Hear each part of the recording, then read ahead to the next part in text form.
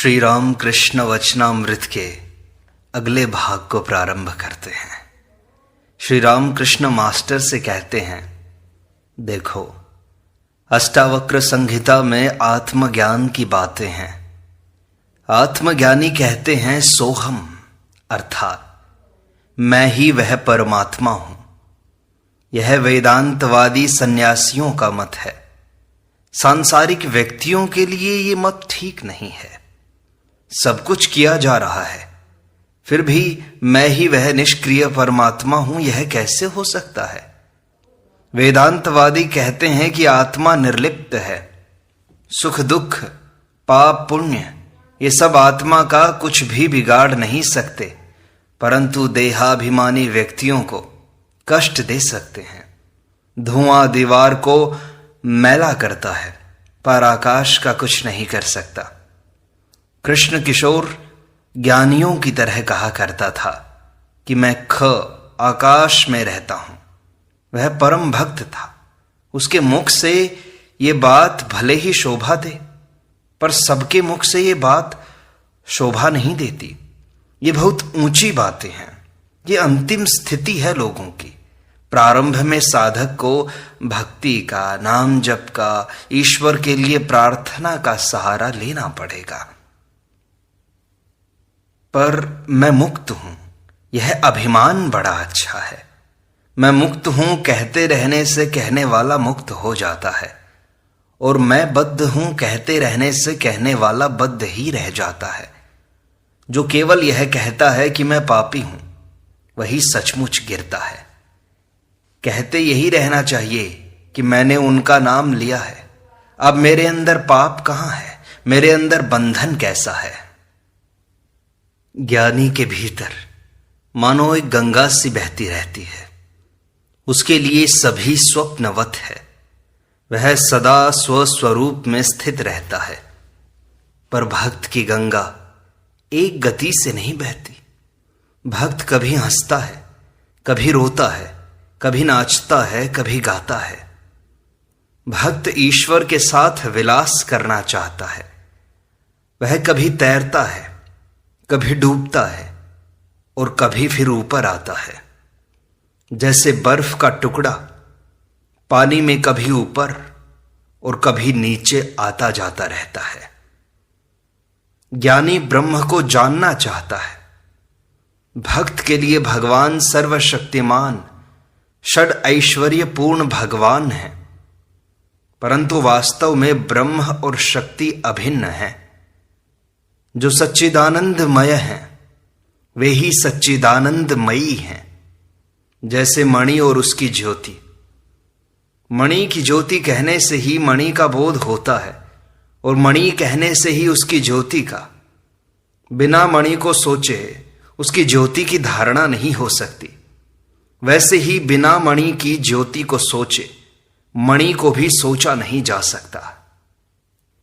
एक ही सच्चिदानंद का शक्ति के भेद से उपाधि भेद होता है, इसलिए उनके विविध रूप होते हैं। तारा वह तो तुम ही हो। जहां कहीं कार्य है वहीं शक्ति है, परंतु जल स्थिर रहने पर भी जल है, और हिलोरे बुलबुले आदि उठने पर भी जल ही तो है। सच्चिदानंद ही आद्या शक्ति है, जो सृष्टि स्थिति प्रलय करती है। जैसे कप्तान जब कोई काम नहीं करते तब भी वही हैं, जब पूजा करते हैं तब भी वही हैं, और जब वे लाट साहब के पास जाते हैं तब भी वही हैं। केवल उपाधि का भेद है। थोड़ी देर बाद श्री राम कृष्ण अपनी ब्रह्म ज्ञान दशा का वर्णन कर रहे हैं। वे कहते हैं, मैंने एक दिन देखा कि एक ही चैतन्य सर्वत्र है, कहीं भेद नहीं है। पहले ईश्वर ने दिखाया कि बहुत से मनुष्य और जीव जंतु हैं, उनमें बाबू लोग हैं, अंग्रेज और मुसलमान हैं, मैं स्वयं हूं, कुत्ता है, ऐसे बहुत से लोग हैं। फिर अगले दिन दिखाया कि यहां अनेक भक्त हैं, पार्षद हैं, अपने जन हैं, ज्यों ही आरती का शंख और घंटा बज उठता, मैं कोठी की छत पर चढ़कर व्याकुल हो चिल्लाकर कहता, अरे तुम लोग कौन, कहां हो? आओ, तुम्हें देखने के लिए मेरे प्राण छटपटा रहे हैं। फिर एक दिन ईश्वर सब में समा गए, संपूर्ण रूप से सारी सृष्टि में भीगे हुए पाए गए। फिर एक दिन मणि श्री रामकृष्ण से कहते हैं, महाराज, अगर वही सब कुछ हो गए हैं, ईश्वर ही सब में समाये हुए हैं, तो इस तरह के अनेक भाव क्यों दिखाई पड़ते हैं? श्री रामकृष्ण कहते हैं, विभू के स्वरूप से वे सर्वभूतों में हैं, परंतु शक्ति की विशेषता है। कहीं तो उनकी विद्या शक्ति है और कहीं अविद्या शक्ति, कहीं ज्यादा शक्ति है और कहीं कम। देखो ना, आदमियों के भीतर ठग चोर भी हैं और बाघ जैसे खतरनाक प्रकृति वाले भी हैं। मैं कहता हूं ठग नारायण हैं, बाघ नारायण भी हैं। मणि हंसते हुए कहते हैं, जी, उन्हें तो दूर ही से नमस्कार करना चाहिए। बाघ नारायण के पास जाकर अगर कोई उन्हें भर बांह भेंटने लगे, तब तो वे उसे कलेवा ही कर जाएंगे। श्री रामकृष्ण कहते हैं, वे और उनकी शक्ति, ब्रह्म और शक्ति, इसके सिवाय और कुछ नहीं है। नारद ने रामचंद्र जी से स्तव करते हुए कहा, हे राम, तुम ही शिव हो, सीता भगवती हो, तुम ब्रह्मा हो, सीता ब्रह्माणी है, तुम इंद्र हो, सीता इंद्राणी है, तुम नारायण हो, सीता लक्ष्मी है। पुरुषवाचक जो कुछ है सब तुम ही हो, स्त्रीवाचक जो कुछ है सब सीता है। मणि कहते हैं, और चिन्मय रूप? श्री रामकृष्ण कुछ देर बाद विचार करने लगे, फिर धीमे स्वर में कहा, अब ये किस तरह बताऊं? ये सब बातें साधना करने पर समझ में आती हैं। रूप पर विश्वास करना, जब ब्रह्म ज्ञान होता है, अभेदता तब होती है। ब्रह्म और शक्ति अभेद हैं, जैसे अग्नि और उसकी दाहिका शक्ति। अग्नि को सोचने पर साथ ही उसकी दाहिका शक्ति को भी सोचना पड़ता है, और दाहिका शक्ति को सोचने पर अग्नि को भी सोचना पड़ता है। जैसे दूध और दूध की धवलता, जल और उसकी हिम शक्ति। परंतु ब्रह्म ज्ञान के बाद भी अवस्था है, ज्ञान के बाद विज्ञान है। जिसे ज्ञान है, जिसे बोध हो गया है, उसमें अज्ञान भी है। शतपुत्रों के शोक से वशिष्ठ को भी रोना पड़ा था। लक्ष्मण के पूछने पर राम ने कहा, भाई, ज्ञान और अज्ञान के पार जाओ। जिसे ज्ञान है उसे अज्ञान भी तो होगा। पैर में अगर कांटा चुभ जाए तो एक दूसरा कांटा लेकर वह निकाल दिया जाता है, फिर उसके साथ वह दूसरा कांटा भी फेंक दिया जाता है।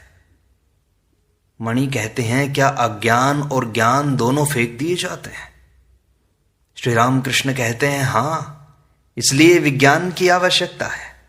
देखो ना, जिसे उजाले का ज्ञान है उसे अंधेरे का भी तो है, जिसे सुख का बोध है उसे दुख का भी तो है, जिसे पुण्य का विचार है उसे पाप का भी तो है, जिसे भले का स्मरण है उसे बुरे का भी तो है, जिसे शुचिता का अनुभव है उसे अशुचिता का भी तो है, जिसे अहम का ध्यान है उसे तुम का भी तो है। विज्ञान अर्थात उन्हें विशेष रूप से जानना। लकड़ी में आग है, इस बोध का नाम विश्वास, इसका नाम है ज्ञान। और उस आग से खाना पकाना, खाना खाकर हृष्ट पुष्ट होना, इसका नाम है विज्ञान। ईश्वर है, हृदय में यह बोध होना, इसका नाम है ज्ञान। और उनके साथ वार्तालाप, उन्हें लेकर आनंद करना, चाहे जिस भाव से हो, दास्य हो या सख्य हो, वात्सल्य हो या मधुर हो, इसका नाम है विज्ञान। जीव और प्रपंच वे ही तो हैं, इसके दर्शन करने का नाम है विज्ञान। एक विशेष मत के अनुसार कहा जाता है कि दर्शन हो नहीं सकते, कौन किसके दर्शन करे? वह तो अपने ही स्वरूप के दर्शन करता है। काले पानी में जहाज जब चला जाता है तब लौट नहीं सकता, लौटकर खबर नहीं दे सकता।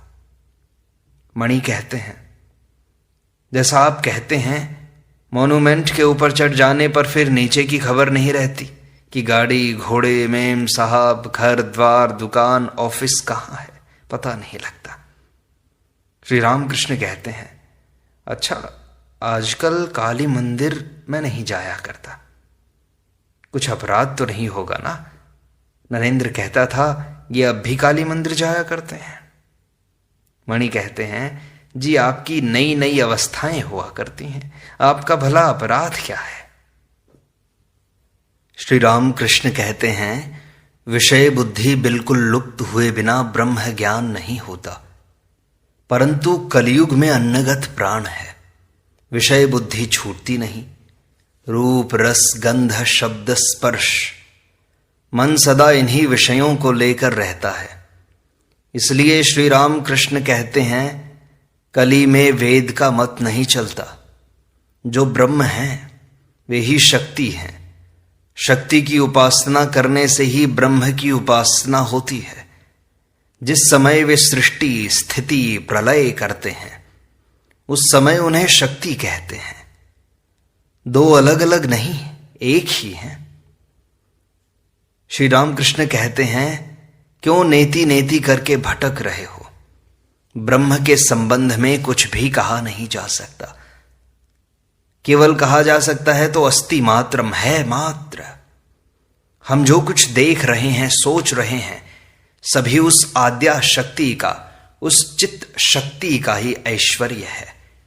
सृजन, पालन, संहार, जीव जगत, फिर ध्यान, ध्याता, भक्ति, प्रेम, सब उन्हीं का ऐश्वर्य है। परंतु ब्रह्म और शक्ति अभिन्न हैं। लंका से लौटने के बाद हनुमान ने राम की स्तुति की थी। कहा था, हे राम तुम ही पर ब्रह्म हो और सीता तुम्हारी शक्ति है, परंतु तुम दोनों अभिन्न हो। जिस प्रकार सर्प और उसकी टेढ़ी गति, सांप जैसी गति को सोचना हो तो सांप को सोचना होगा, और सांप को सोचने पर सांप की गति को भी सोचना पड़ता है। दूध का विचार करने पर दूध के रंग का, धवलत्व का विचार नहीं करना पड़ता, वो अपने आप आ जाता है। और दूध की तरह सफेद अर्थात धवलत्व को सोचने पर दूध का स्मरण अपने आप आ जाता है। जल की शीतलता का चिंतन करते ही जल का स्मरण आता है, और फिर जल के चिंतन के साथ ही जल की शीतलता का भी चिंतन करना पड़ता है। इस आद्या शक्ति या महामाया ने ब्रह्म को आवृत कर रखा है। आवरण हट जाते ही मैं जो था वही बन गया, मैं ही तुम ही मैं हूं। जब तक आवरण है तब तक वेदांतवादी को सोहम अर्थात मैं ही पर ब्रह्म हूं यह बात नहीं चलती। जल की ही तरंग है, तरंग का जल नहीं कहलाता। जब तक आवरण है तब तक मां मां कहकर पुकारना अच्छा है। तुम मां हो, मैं तुम्हारी संतान हूं। तुम प्रभु हो, मैं तुम्हारा दास हूं। सेव्य सेवक भाव अच्छा है। इसी दास भाव से फिर सभी आते हैं। सख्य, शांत इत्यादि सभी भाव आ जाते हैं। मालिक यदि नौकर से प्यार करता है तो उसे बुलाकर कहता है, आ मेरे पास बैठ, तू जो है मैं भी वही हूं। परंतु नौकर यदि अपनी इच्छा से मालिक के पास बैठने जाए तो क्या मालिक नाराज ना होंगे? अवतार, लीला, ये सब चित्त शक्ति के ऐश्वर्य हैं। जो ब्रह्म हैं वे ही फिर राम, कृष्ण तथा शिव हैं। एक के अतिरिक्त दो कुछ भी नहीं है। वेद में कहा है ओम सच्चिदानंदम ब्रह्मा, पुराण में कहा है ओम सच्चिदानंदः कृष्ण, और तंत्र में कहा है ओम सच्चिदानंदः शिवः। उस चित्त शक्ति ने महामाया के रूप में सभी को अज्ञानी बना रखा है। अध्यात्म रामायण में है राम के दर्शन जितने ऋषियों ने किए वे सभी एक बात कहते थे, हे राम हमें अपनी भुवन मोहिनी माया द्वारा मुग्ध न करो। भक्त पूछता है यह माया क्या है? श्री राम कृष्ण कहते हैं जो कुछ देखते हो, सुनते हो, सोचते हो, सभी माया है। एक बात में कहना हो तो कामिनी कांचन ही माया का आवरण है। पान खाना, तंबाकू पीना, इनमें दोष नहीं है। केवल इन्हीं का त्याग करने से क्या होगा? कामिनी कांचन के त्याग की आवश्यकता है, वही त्याग है। गृहस्थ लोग बीच बीच में निर्जन स्थान में जाकर साधन भजन कर अपनी भक्ति प्राप्त करके मन से त्याग करें। सन्यासी बाहर भीतर दोनों ओर से त्याग करें। सरल भाव से कहो, हे ईश्वर दर्शन दो, और रो कहो, हे ईश्वर कामिनी कांचन से मन हटा दो, और डुबकी लगाओ। ऊपर ऊपर बहने से या तैरने से क्या रत्न मिलते हैं? डुबकी लगानी पड़ती है। गुरु से पता लेना चाहिए। एक व्यक्ति बाणलिंग शिव की खोज कर रहा था। किसी ने कह दिया, अमुक नदी के किनारे जाओ, वहां पर एक वृक्ष देखोगे, उस वृक्ष के पास एक भंवर है, वहां पर डुबकी लगानी होगी, तब बाणलिंग शिव मिलेगा। इसीलिए गुरु से पता जान लेना चाहिए। सच्चिदानंद ही गुरु के रूप में आते हैं। मनुष्य गुरु से यदि कोई दीक्षा लेता है तो उन्हें मनुष्य मानने से कुछ नहीं होगा, उन्हें साक्षात ईश्वर मानना होगा, तभी मंत्र पर विश्वास होगा। विश्वास हुआ कि सब कुछ हो गया। एकलव्य ने मिट्टी के द्रोणाचार्य बनाकर वन में बाण चलाना सीखा था। मिट्टी के द्रोण की पूजा करता था, साक्षात द्रोणाचार्य मानकर। इसी से वह धनुर्विद्या में सिद्ध हो गया। ठीक विश्वास से उन्हें प्राप्त किया जा सकता है, और पूरा विश्वास करने पर और भी शीघ्र प्रगति होती है। गौ यदि चुन चुन कर खाती है तो दूध कम देती है। सभी प्रकार के घास पत्ते खाने पर वह अधिक दूध देती है। अगले दिन श्री राम कृष्ण एक भक्त से कहते हैं, उन्हें कौन जान सकता है? मैं जानने की चेष्टा भी नहीं करता। मैं केवल मां कहकर पुकारता हूं। मां चाहे जो करें, उनकी इच्छा होगी तो वे समझाएंगी, और न इच्छा होगी तो न समझाएंगी। इससे क्या है? मेरा स्वभाव बिल्ली के बच्चे की तरह है। बिल्ली का बच्चा केवल म्याऊं म्याऊं करके पुकारता है। इसके बाद उसकी मां जहां रखती है वहीं रहता है। कभी कंडोरे में रखती है, कभी बाबू साहब के बिस्तर पर। छोटा बच्चा बस मां को चाहता है। माता का कितना ऐश्वर्य है वह नहीं जानता, जानना भी नहीं चाहता।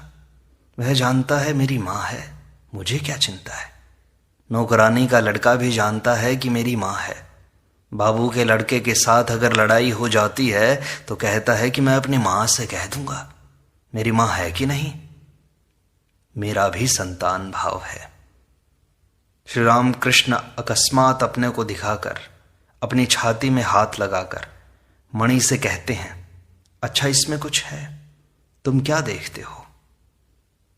मणि निर्वाक भाव से श्री राम कृष्ण को देख रहे हैं।